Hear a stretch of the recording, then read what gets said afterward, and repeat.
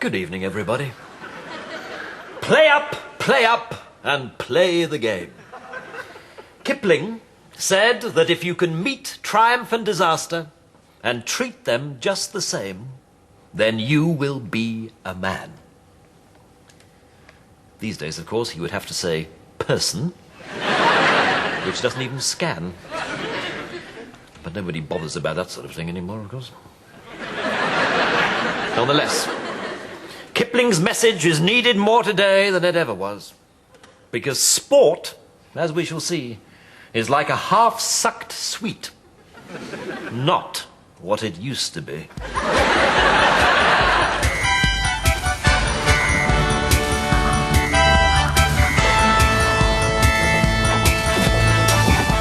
Sorry. I love football. There's so many aspects to the modern game. The beer, the crisps, the dirty songs. Just savouring the pre-match atmosphere. Do you mind? I think we could do without your pre-match atmosphere. Oh, I love a good burp, me. Really good chewy one. Big, solid, beer-flavoured belch. A really huge, tongue-twanging mouthful of gas and dinner. Nothing like it, especially at the footy. Gladiators is my sport. I love it. Such thighs. Colossal thighs. They could crack nuts with those thighs. In Wolf's case, his own. Oh, yes, I'm going to go in for it one day, when I've pumped enough iron to fill my leotard. I've already got my name. Love Muscle. Yes, football is boring compared to gladiators. Football is not boring. It's the reason God made Saturday afternoons. Football is just a socially sanitised homoerotic ritual. What nonsense, Constable Habib. Is there no trendy leftist theorem which you will not uncritically embrace? Some American feminists think sport was invented so that men could avoid confronting their sexuality. Some American feminists think that phoning a woman while she's having an afternoon nap constitutes assault. Homoerotic ritual? Coconuts and custard. On what evidence is such an appalling generalisation based? Well, I think it's obvious. For instance, Gary plays football every Sunday. Now, what do you do after the game, Gary? Well, let me think. We all get in the bath together? Right. Oh, and I suppose you're suggesting that men bathing together must be by definition a sexual act. What a sad world it has become. Sometimes I despair, I really do. I think we should let him finish, sir. Well, we have a bit of a splash and a bit of a sing-song, you know. The airs on a dicky dido, tits out for the lads. All the classics. And then after that there's a towel fight. You beat each other with wet towels. Well, you've got to have a flick, haven't you? Then we all get in the pub, pour a load of beer over each other's heads and sing more songs about lovely saucy birds. And are any lovely saucy birds actually present at this point? Get out of it, it's a lad's thing, isn't it? Anyway, when we're well sorted, we'd probably take our trousers off, hang them over a lamppost, and if it's been a really good night, fall over in a puddle of vom on the way home. There you go. Blokes singing about women, but actually wallowing in their own naked excess.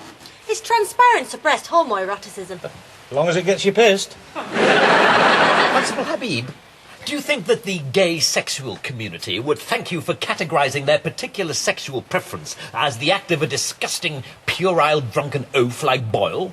Certainly are. Your mistake, Constable Habib, is to seek a sexual explanation for the simple truth that men understand football, but they rarely understand women. Oh, that's very true, sir.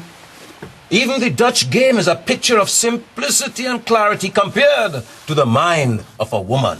I mean, I could demonstrate the mechanics of the offside trap to you, but I couldn't tell you why all the women I have ever loved say to me, "I've got a fat bottom." And then I say, "Yes, I like it." They throw the dinner at me. Lying about a girl's bottom is part of a man's duties. It makes up for never putting the toilet seat down and not replacing the loo roll when it's empty. Well, explain this then. What is it about the inability of women to get out the house? What? You heard. Why can't women ever get out of the house? I say, Tina, we are leaving at 7:30. That is 7:30, not 7:45, not next year, not in another lifetime when we've come back as a couple of insects which only live for a day, which she'd spend in the bathroom, putting mascara on her antennae and trying to stick 300 contact lenses into her multiple eyes, and lipstick in her spiracles, and blonde in her follicles. Yes, the kick-off is actually... I shout, come on, Tina! She says, I've got to put my face on, haven't I? I say, right, I'm waiting in the car. She says, well, wait in the car. I say, I will wait in the car. She says, right, go and wait in the car. I say, we're going out to the car. She says, you go to the car. It grinds you down. Oh, what a very splendid thing this is. The local community coming together in celebration of sport. It's what being British is all about. What? Being wet and bored? Well, yes, being wet and bored is part of it, certainly. But there's so much more. I mean, look at this stadium. It reeks of history. It reeks of we. Under these ancient terraces, Gasforth Town FC have seen it all. From not quite disaster to complete disaster. From bottom of the league to not even in the league. It's a dump. And therein lies its glory. We don't need some vast Super Bowl with a great big electronic sign that says, "Fwa Go." We're quite happy to gather together in small groups on a wet Saturday and be a bit sad. That's the spirit that made Britain what it is today. Knackered. Proud of it.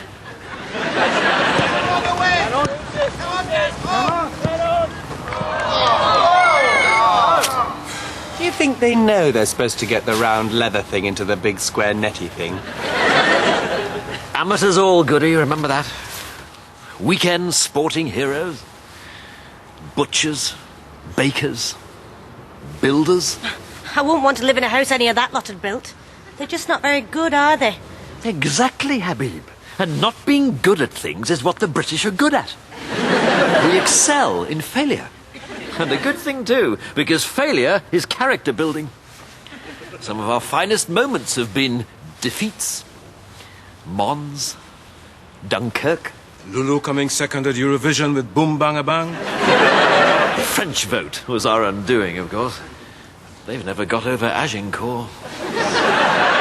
What a waste of time. I have never seen such a useless bunch of old women in all my life. They've got no aggression, no killer instinct. Oh, I don't know. The one with the limp's not bad. I'm not talking about the players, I'm talking about the fans. I am an inspector of criminal investigations. When I police a football match, I expect a decent enemy. Where are the skinheads? The shadowy, street-fighting generals. You only get Premier League hooligans with Premier League sides, sir. Don't be so defeatist, Constable Boyle.